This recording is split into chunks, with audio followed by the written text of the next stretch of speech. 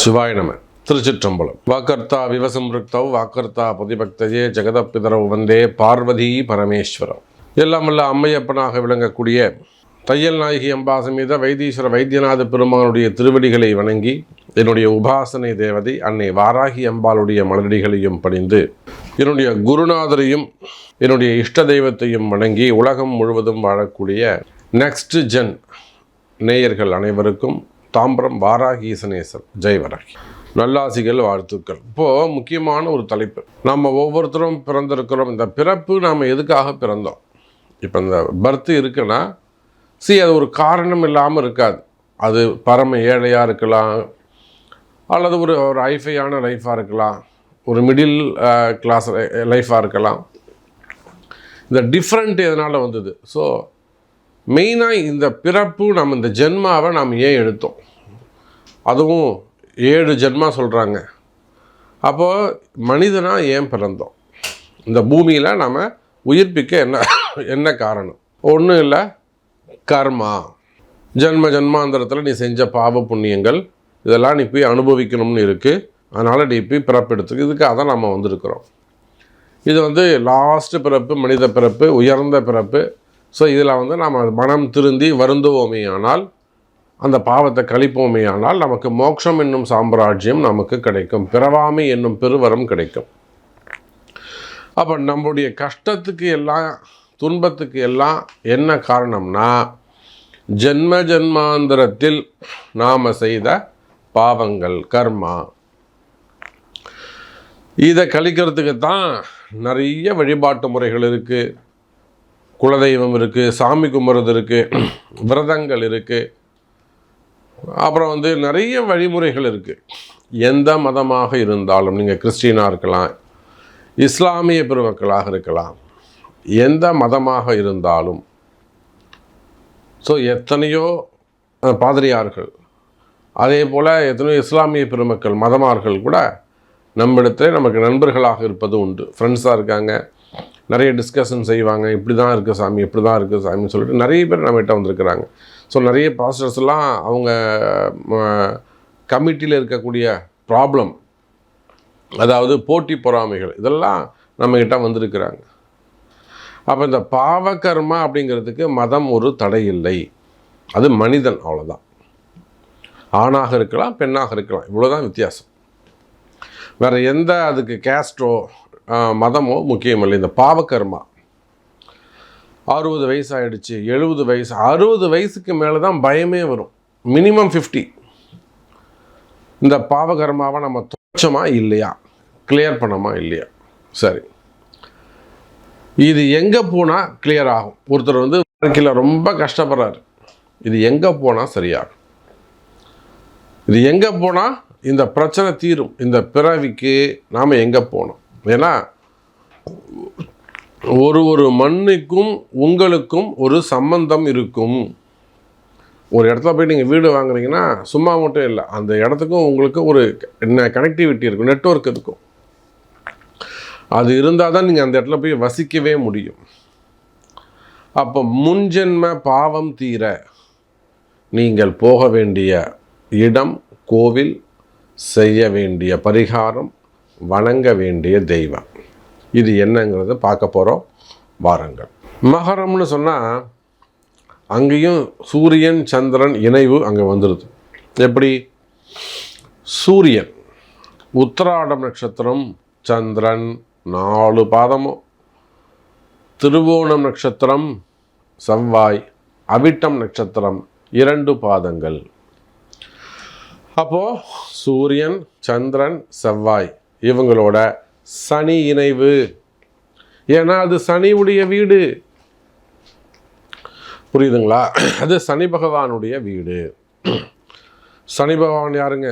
காலபுருஷன், நேரங்காலங்களுக்கெல்லாம் அதிபதி, கர்மகாரகன். இப்போ நம்ம பார்க்குறோமே டாப்பிக்கு, இந்த கர்மா தியரிக்கெல்லாம் அவர் தான் ஹெட் ஆஃப் த டிபார்ட்மெண்ட், கர்மகாரகன். புரியுதா? அப்போ ஆயுள்காரகன், உத்தியோக அதிபதி, வேலை தொழிலுக்கான அதிபதி அவர் தான், தொழில் ஸ்தானாதிபதி. இப்படி என்ன வேணாலும் சனிக்கு சொல்லலாம். அப்போ மகர ராசிக்கு சனியுடைய வீடு, சூரியன் சந்திரன் செவ்வாய் இருக்கும் வீடு. இப்போ மகர ராசி சனியுடைய வீடு, அதில் எந்த சந்தேகமும் கிடையாது. அப்போ மகர ராசி வணங்க வேண்டிய தெய்வம் சிவபெருமான். ரொம்ப சிம்பிளாக ஈஸியாக நம்ம கண்டுபிடிச்சிடலாம். மகர ராசி என்பர்கள் வணங்க வேண்டிய தெய்வம் சிவபெருமான். நிறைய மகர ராசி என்பர்கள் சிவனடியார்களாக இருக்கிறாங்க, திருக்கூட்டம் வச்சுருக்கிறாங்க, உழவார பணி செய்கிறாங்க. பெரிய பெரிய பதவிகளில் இருக்கும்போது கூட நல்ல ஜாபில் இருப்பாங்க, நல்லா படிச்சிருப்பாங்க. அப்போ கூட அவங்க சிவனடியார்களாக இருப்பாங்க, நிறைய சர்வீஸ் பண்ணுவாங்க, இல்லைனா வேறு ஏதேனும் ஒரு தெய்வத்தை வழிபாடு செய்வாங்க. நிறைய சர்வீஸ் மென்னடாக இருப்பாங்க. ஒரு குரூப் சேர்க்கறது, நாங்கள் இந்த திருக்கூட்டம் வச்சுருக்கிறோம், அந்த ஒரு டீம் வச்சுருக்கிறோம், அந்த குழு வச்சுருக்கிறோம், இதெல்லாம் கூட்டம் சேர்க்கறது பூரா மகர ராசி தான். அப்போ மகர ராசி என்பவர்களை நீங்கள் வணங்க வேண்டிய தெய்வம் சிவபெருமான். உங்கள் பாவம், செய்த பாவம் தீர நீங்கள் எங்கே போய் நிற்கணும், எந்த மண்ணை மிதிக்கணும்? திருக்குற்றாலம். வணங்க வேண்டிய தெய்வம் சிவபெருமான், போக வேண்டிய இடம் திருக்குற்றாலம். சார், அது சனி பகவானுடைய வீடு சார். குருக்கெல்லாம் குருவாக இருக்கக்கூடிய அகஸ்திய பெருமான் ஸ்தாபிதம் செய்த ஒரு அற்புதமான ஸ்தலம். சிவபெருமானுடைய திருமணத்தை, உமாமகேஸ்வரன் கல்யாணத்தை அகஸ்தியருக்கு திருக்காட்சி கொடுத்த இடம் பொதிகை மலை.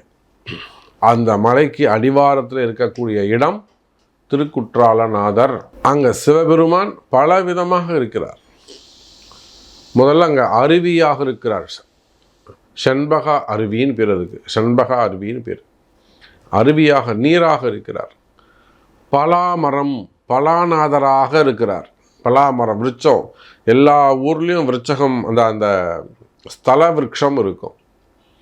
திருக்குற்றாலத்தில் மட்டும்தான் சாமிக்கு வலது பக்கத்தில் ஸ்தல விருட்சம் இருக்கும். மீது எல்லா ஊர்லேயும் ஸ்தல விருட்சம் இடது பக்கம், வடக்காலத்தான் ஸ்தல விருட்சம். சுவாமியை சுற்றி வரும்போது சண்டிகேஸ்வரர் சைடு தான் ஸ்தல விருட்சம் இருக்கும். திருக்குற்றாலத்தில் மட்டும்தான் சுற்றி வலம் வரும்போது வலது பக்கமாக அம்பாளுக்கு முன்னாடி ஸ்தல விருட்சம் இருக்கும். பலாநாதர், அங்கே ஒரு சிவபெருமான் அருவியாக இருக்கிறாரு, பலாமரமாக இருக்கார். உள்ளே போதனா குற்றாலநாதராக இருக்கிறார் சுவாமி. தலையே நீ வணங்காய் அப்படிங்கிற பாடல்.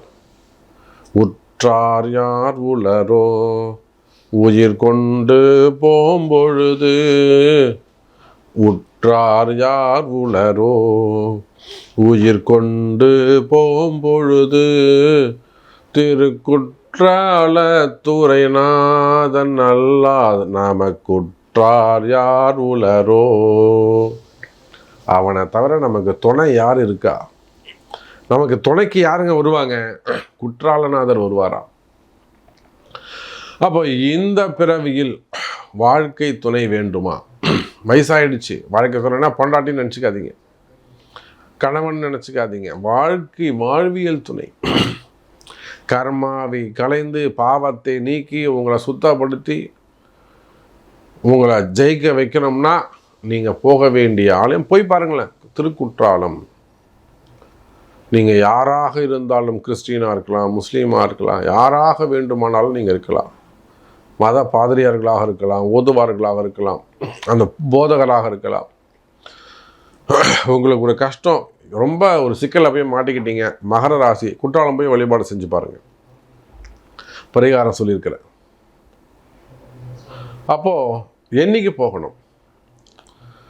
ஜென்ம நட்சத்திரத்தில், எந்த நட்சத்திரத்தில் நீங்கள் பிறந்தீங்களோ அந்த நட்சத்திரத்தை அன்னைக்கு போகணும்.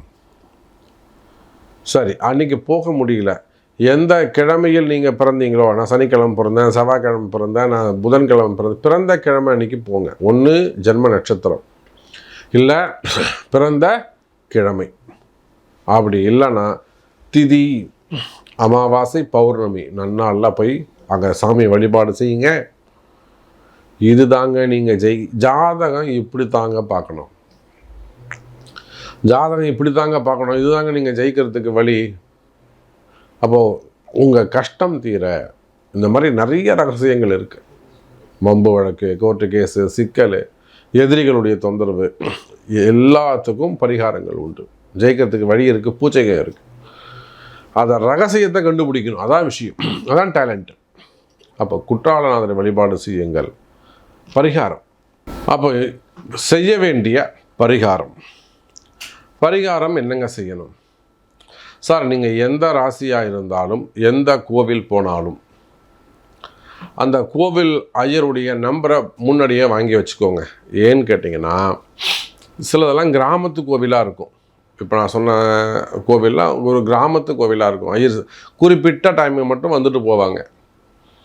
அப்போ அந்த ஐயரோட நம்பரை வாங்கிட்டு, நாங்கள் இந்த நட்சத்திரம் இத்தனாம் தேதி வரோம், இல்லை இந்த கிழமையில் வரோம், நீங்கள் அவைலபிளாக இருப்பீங்களா அப்படின்னு முன்கூட்டியே அவங்கள்ட்ட பேசி வச்சுக்கோங்க. எவ்வளோ செலவாகும் எல்லாமே நீங்கள் அவங்கள்ட்ட கேட்டு வச்சுக்கோங்க. உங்களுக்கு என்ன உதவி வேண்டுமோ கேளுங்க, நாங்கள் சப்போர்ட் பண்ணுறோம். ஐயருடைய நம்பர் வேண்டும்னா தரோம். அப்படிலாம் உங்களால் நீங்கள் லாங்கில் இருக்கீங்க, வெளி ஊர்களில் இருக்கீங்க, வெளி மாநிலங்களில் இருக்கீங்க, வெளிநாடுகளில் இருக்கிறீங்க, ஒரு கன்னியாகுமரியில் இருக்கிறீங்க, நீங்கள் வந்து கும்பகோணம் சைடு வந்துட்டு போனோன்னா உங்களுக்கு கஷ்டம். இல்லை அப்படி அந்த புரிசை சைடு வரணும்னா உங்களுக்கு கஷ்டம். நீங்கள் வந்துட்டு போகிறதுக்கே 4000 ரூபா செலவாயிடும். அப்போ அந்த 4000 ரூபா நீங்கள் மணி ஆர்டரோ இல்லை வந்து ஜிபேவோ பண்ணிங்கன்னா நீங்கள் உட்காந்துட்டுலேயே அந்த பூஜையை பண்ணி கொடுத்துடலாம். ஸோ இந்த மாதிரி சின்ன சின்ன ஹெல்ப்பு. இல்லை சாமி நான் நேரில் தான் வரணும், தாராளமாக உங்களுக்கு அந்த கூகுளில் எல்லா கோவில் நம்பரும் கூகுளில் போட்டிங்கன்னா லொக்கேஷன் கிடச்சிரும். எங்களோட சப்போர்ட் உங்களுக்கு தேவைப்படாது. இல்லை முடியல, ஏஜ்டு பர்சனாக இருக்கீங்க, நான் சொன்ன மாதிரி லாங்கில் இருக்கீங்கன்னா நிச்சயமாக நாங்கள் உங்களுக்கு சப்போர்ட் பண்ணுறோம், அந்த அபிஷேகம் பண்ணி தரோம். சரி, பரிகாரம் என்ன செய்யணும் சார்? இங்கே எந்த கோவிலுக்கு போனாலும் அந்த சிவனுக்கோ அந்த தெய்வத்துக்கு ஒரு அபிஷேகம், மகா அபிஷேகம் செய்யலைனா கூட ஒரு பால் அபிஷேகம், மினிமம் ஒரு பால் அபிஷேகம், ஒரு அபிஷேகம் பண்ணி ஒரு வாசனை புஷ்பம் சாத்தி அந்த தெய்வத்துக்கு உரிய இலைகளால், சிவனாக இருந்தால் வில்வம், முருகராக இருந்தால் நொச்சி இலை, அப்புறம் பெருமாளாக இருந்தால் துளசி, இந்த மாதிரி அந்த தெய்வத்துக்குரிய இலைகளால் சகஸ்ரநாம அர்ச்சனையும் செய்ய வேண்டும். புரியுதுங்களா? சகஸ்ரநாம அபிஷேகம் பண்ணணும், சகஸ்ரநாம அர்ச்சனை கண்டிப்பாக செய்யணும். 27 தீபம் ஏற்ற வேண்டும். 27 நெய் தீபம் ஏற்றி, நெய் தீபம் அல்லது நல்லெண்ணெய் தீபம், வேறு எதுவுமே ஏற்றக்கூடாது. அந்த பஞ்சதீபம் என்ன, சென்ட்டு வச்செண்ண, வாசனை என்ன, அதெல்லாம் எதுவுமே வேணாம். ஒன்று ஆவின் நெய் வாங்கிக்கோங்க, அப்படி இல்லாட்டி நார்மல் செக்கு எண்ணெய் வாங்கிக்கோங்க, அவ்வளோதான். 27 தீபம் ஏற்றணும். 27 முறை அந்த கோவிலை வலம் வர வேண்டும். 27 தீபம், 27 சுத்து. சக்கரை பொங்கலும் லெமன் சாதமும் நைவேத்தியம் பண்ணணும். இல்லை அந்த கோவிலுக்கு ஏற்ற மாதிரி, பெருமாள் இருந்தால் புளி சாதம் போடுங்க, முருகர் கோவிலாக இருந்தால் லெமன் சாதம் போடுங்க, சிவன் கோவிலாக இருந்தால் தயிர் சாதம் போடுங்க. ஆனால் சக்கரை பொங்கல் கண்டிப்பாக இருக்கணும். அப்போது 27 ஒரு அபிஷேகம் முடிச்சுட்டு ஒரு சகஸ்ரநாம அர்ச்சனை, 27 தீபம், 27 சுத்து, பிரசாத விநியோகம், ஒரு நமஸ்காரம். இதில் கோவிலில் சாமி அபிஷேகம் பண்ணும்போதோ, நட சாத்தி இருக்கும்போது, திரை போட்டு இருக்கும்போது நீங்கள் சுற்றக்கூடாது, விளக்கேற்றக்கூடாது. ஓப்பனில் இருக்கும்போது தான் நீங்கள் இதை செய்யணும். ஸோ இதுதான் உங்கள் பரிகாரம். இதை செய்து பாருங்கள். ஒரு முறை அந்த ஆலயத்துக்கு சென்று வாருங்கள். இது ஒன்றும் பெருசாக செய்ய முடியாத விஷயம் கிடையாது. உங்களுக்கான ஒரு அரிய வாய்ப்பு. முயற்சி பண்ணுங்கள். இதனால் உங்கள் நன்மை நடக்கும் என்றால் எங்களுக்கு அது சந்தோஷம். ஜெய் வராகி.